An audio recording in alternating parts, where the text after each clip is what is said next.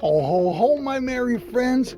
Gather in close, my merry friends. Pull up your blankets, fluffy up your pillows, and wiggle until you find the coziest spot of all. Tonight's tale is about a weasel, a mystery and a treasure so surprising that even the owls blinked twice. Wow, it's called The Weasel and His Treasure. In a quiet woodland where the pine trees whispered to one another, the creek sang a little silver songs over the stones, there lived a small weasel named Wally. Now, Wally was not the biggest creature in the forest, he was not the strongest, and he was not the loudest. And he was certainly not the fluffiest.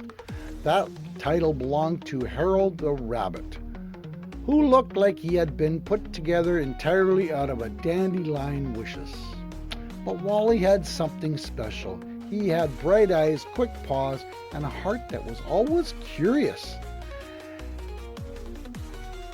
He also had a tiny red cap he loved very much. It was a bit too big for his head, and every time he ran, it slipped over one eye. Stylish, Wally would say, pushing it back up. Ridiculous, said Mabel the squirrel. Maybe both, said Wally, which made Mabel laugh. Now, one sunny morning, Wally was digging for breakfast near the roots of the old oak tree when his paw struck something hard. Clink! Wally froze.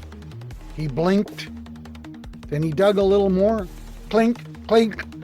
His whiskers twitched, his ears perked, his tail stood straight up like an exclamation mark. Oh, whispered Wally. That sounds important. He dug faster. Out of the dirt came a small round object covered in mud. Wally rubbed it clean with a leaf and gasped. It was a golden coin. A real shining, glittering golden coin. Wally held it up to the sunlight. It flashed so brightly that Bluebird nearly fell backwards. Well, butter my biscuits, Wally whispered, though he had never once buttered a biscuit in his life. A treasure. He looked around quickly. No one, not a soul, not even a squirrel, not even Harold, who usually appeared whenever snacks, stories, or excitement were involved. Wally's heart thumped with delight. A treasure means a treasure chest, he said. And then, because treasure talk can make anybody dramatic, he added, and a treasure chest means an adventure. He tucked the coin safely into his little satchel, straightened out his red cap, scampered down the path towards the village clearing. On the way, he met Mabel, the squirrel, balancing 3 acorns on her head for absolutely no reason. Mabel, Wally called, guess what I found? A sandwich? Said Mabel hopefully. Nope. A better sandwich? No. Wally pulled out the coin.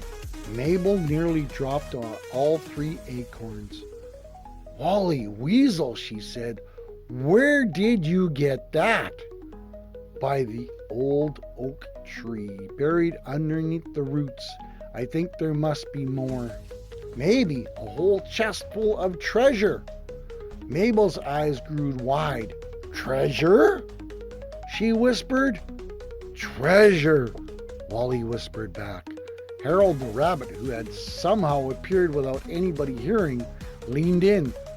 Did somebody say treasure? Wally jumped.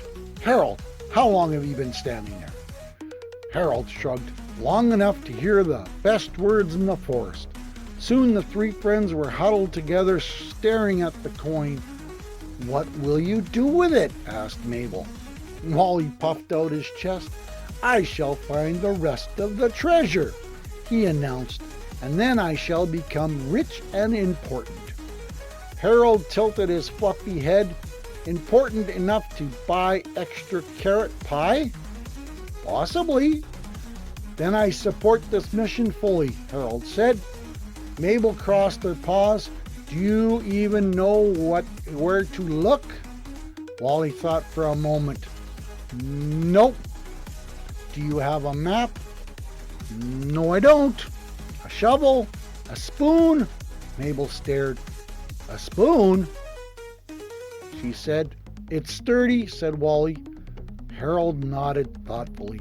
It does have character.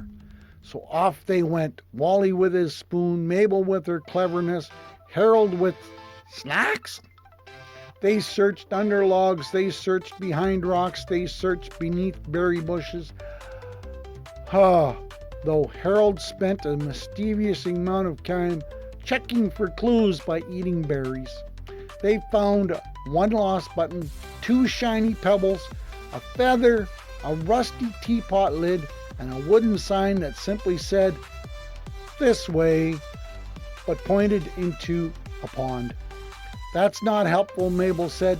Maybe for fish, Harold offered. By late afternoon, the sun had turned golden and sleepy. Wally's paws were muddy, his cap was crooked, and his hopes had drooped a little. Maybe the coin was all there was. He sighed. Just then, from up in the branches, came a soft voice. Looking for something? They looked up.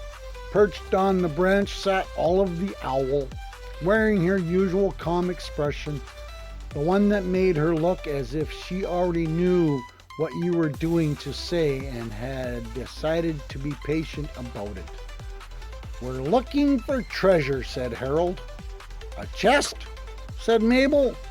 A great and glorious fortune, said Wally. Olive blinked once. Ah, you know something I don't know, said Wally. Olive blinked twice. Perhaps. Wally bounced on his paws. Please tell us. Olive ruffled her feathers. Long ago there was an old fox named Fernandin who traveled far and wide. He collected many beautiful things. Coins, polished stones, silver trinkets, bright ribbons, carved boxes. When he grew old, he had his favorite treasure somewhere in the forest where he hid it. Wally's eyes sparkled. Yes, yes, yes. And where is it? Olive smiled just a tiny bit. That, she says, depends on what kind of treasure you're looking for. Wally frowned. The shiny kind. Said Olive. Then follow this clue. Where the water sings but never speaks. That's where you'll get the first answer gently. There was a long silence. Harold raised a paw. I understand water. Mabel sighed. She means the creek. Olive bowed her head. Good luck. And with that she flew off into the evening sky like a floating gray thought. The 3 friends raced to the creek. The water bubbled and sparkled over smooth stones, just as cheerful as ever. Where do we look? Said Harold. Mabel pointed to a cluster of stones shaped like little steps. There! Wally scrambled over and peered between the rocks. Tucked into a dry nook was a tiny wooden box. In there was a note? Wally unfolded it. It read, to find the next part of the treasure true, go to where the flowers wait for dew. Where morning laughs in colors bright, you'll find the clue in gentle light. Well, Harold blinked. That fox had excellent handwriting. Mabel grinned. The wildflower meadow. So off they went again under the moon's soft glow. Fireflies winked around them like tiny lanterns. At the meadow, the flowers swayed in the evening breeze, purple, yellow, blue, and white. Wally searched carefully until he spotted something tied to a daisy stem with a ribbon. Another note.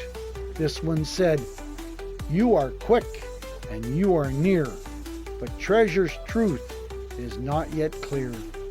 Go where laughter loves to stay, and someone kind has worked all day. Harold gasped. the bakery.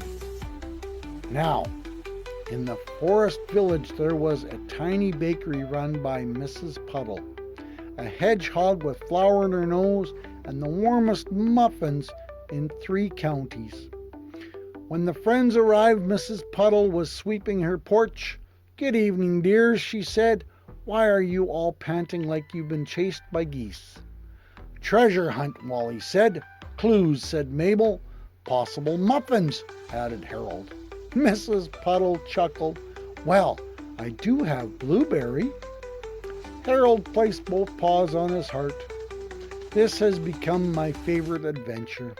Mrs. Puddle handed them each a muffin, still warm. Wally took one bite and nearly forgot all about the treasure. Almost. Then Mrs. Puddle smiled and pointed to a little jar on the counter. Inside was another note. Wally read, "One more place before you see what treasure means and ought to be. Go to the hill where old friends meet and bring your tired and muddy feet." "The hill," said Mabel. That hill was a favorite place in the forest. Families picnicked there, children rolled down the grassy slope, grandparents sat on blankets and told stories from long ago. It was where birthdays were celebrated, songs were sung, and no one reminded if you laughed or minded if you laughed too loud. By the time Wally, Mabel, and Harold reached the top, the stars had come out, and there, waiting in the moonlight, was nearly all the woodland neighbors. Mrs. Puddle the hedgehog, Olive the owl, a family of mice, 2 beavers, 3 raccoons, several birds, Harold's large and very fluffy cousins, and in the center of them all sat an old wooden chest. Wally gasped so hard his cap nearly flew off.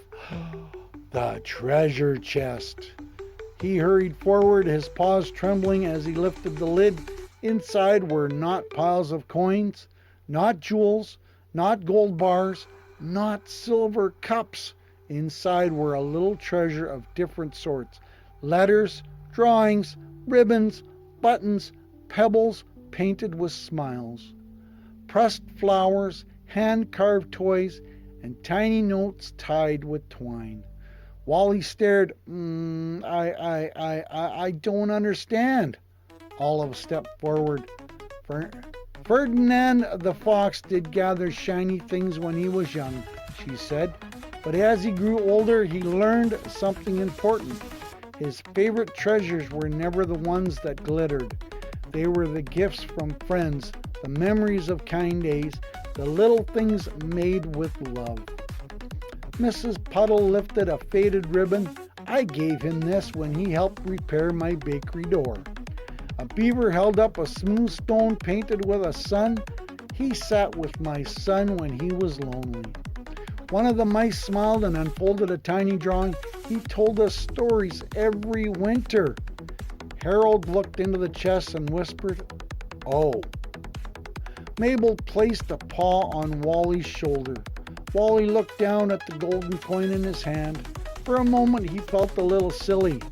He had dreamed of being rich and important, but there on this grassy hill, surrounded by friends who had come out at night just to share a moment together, he felt something even better. He felt full, warm, happy in a way that made his chest ache just a little. Olive nodded towards the chest. "There is room for one more treasure, Wally. One more," he said, "for whatever you choose to give." Everyone looked at him. Wally swallowed. Then he reached up and pulled off his little red cap. Now he loved that cap, truly loved it. It had kept him warm, made him feel brave, and looked only a little ridiculous. But he sat it gently inside the chest. "This cap," Wally said softly, "has been with me on every adventure. It reminds me to be curious and careful, and even when I don't know what I'm doing." Harold raised a paw. "That is often." Everyone laughed. Wally laughed too. And Wally continued, "I want this treasure to remind us that the best adventures are the one we share. That was quite. There was a quiet hush. Then Olive smiled. Mrs. Puddle sniffed and blamed the breeze. Harold blew his nose dramatically into a leaf and announced, "I am having emotions." Maple rolled her eyes. "You are always having emotions." "Yes," Harold said proudly, I'm excellent at it." The woodland friends gathered around the chest. They told stories, they laughed, they passed around the last of the blueberry muffins. Someone started a song, and though no one knew all the words, they sang anyway.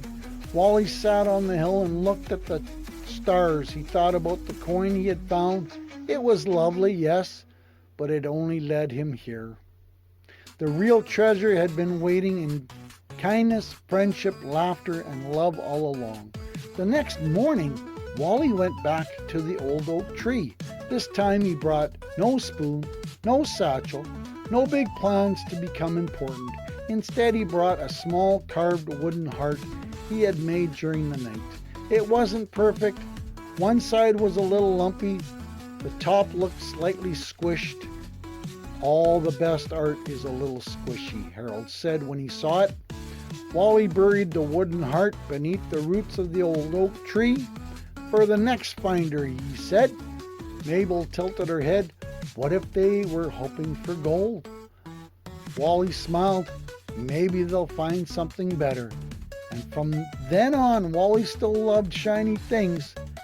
He still liked bright pebbles and polished acorns, and once got very excited about a spoon that reflected his face. But he no longer thought treasure meant having the most. He learned that treasure could be warm muffin after a long walk, a friend who stays with you, a laugh that bubbles up when your cap falls over your eyes, a story shared under the stars, a gift given from the heart, and sometimes, yes, sometimes, when the moon was bright and the hill was full of neighbors, Wally would tell the younger children the tale of the treasure chest. He always began the same way. "With bright eyes, quick paws, and a curious heart, I once went looking for treasure." And every time he told it, Harold would interrupt at least once to ask whether the story included muffins. It usually did. But the very best stories, like the very best treasures, are sweeter when shared. And if you ever wander through a quiet woodland where the creek sings over the stones, and if you happen to meet a small weasel wearing a red cap and a very big happy grin, don't be surprised if he asks you a question. "Would you like to hear a story?" he'll say, and I hope you'll answer, "Yes, please."